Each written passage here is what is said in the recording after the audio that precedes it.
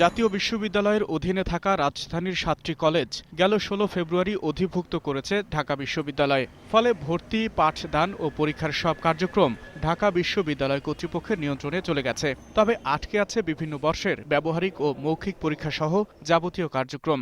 Academic কোনো suggestion পাচ্ছি না, আমাদের কোনো সিলেবাস পাচ্ছি না। কেউ যদি এখন কোনো প্রতিষ্ঠানে অ্যাপ্লাই করতে যেতে হচ্ছে, যে পূর্বের রেজাল্টটা, দ্যাট মিনস থার্ড ইয়ার বা সেকেন্ড ইয়ার রেজাল্টটা সাবমিট করতে হয়, সেই রেজাল্টও আমরা পাচ্ছি না। অন্যান্য ন্যাশনাল ইউনিভার্সিটি কলেজগুলোতে এগুলো ইনক্লুসিভ পরীক্ষা অলরেডি শুরু হয়ে গেছে, আমাদের এখনো হচ্ছে না।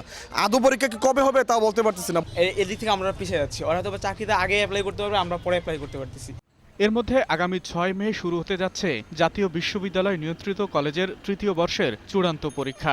এতে অধিভুক্ত ৭টি কলেজের শিক্ষার্থীরা সেশন জটের আশঙ্কায়।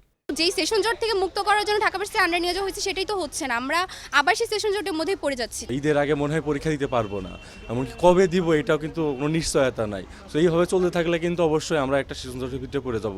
তবে ভালো কিছু হবে এমন আশ্বস্ত করে শিক্ষার্থীদের ধৈর্য ধরার আহ্বান জানিয়েছেন কলেজ কর্তৃপক্ষ।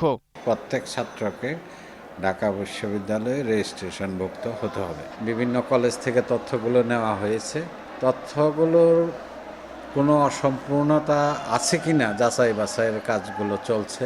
এদিকে ঢাকা বিশ্ববিদ্যালয় কর্তৃপক্ষ জানিয়েছে, রেজিস্ট্রেশন প্রক্রিয়ার সমাধান হলেই পরীক্ষা সহ যাবতীয় কার্যক্রম নিয়মিত হবে। একটা ট্রানজিশনাল ফেজ, তো এটা একটা বিশ্ববিদ্যালয়ের অধিভুক্ত ছিল, তারা আরেক বিশ্ববিদ্যালয়, দেশের শ্রেষ্ঠ বিশ্ববিদ্যালয়ের অধীনে অন্তর্ভুক্ত হতে যাচ্ছে।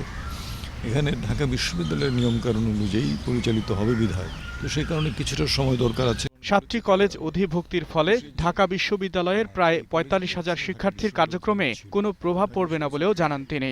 ৭টি কলেজের শিক্ষার্থীদের বিভ্রান্ত হওয়ার কোনো কারণ নেই, কোনো সুযোগ নেই।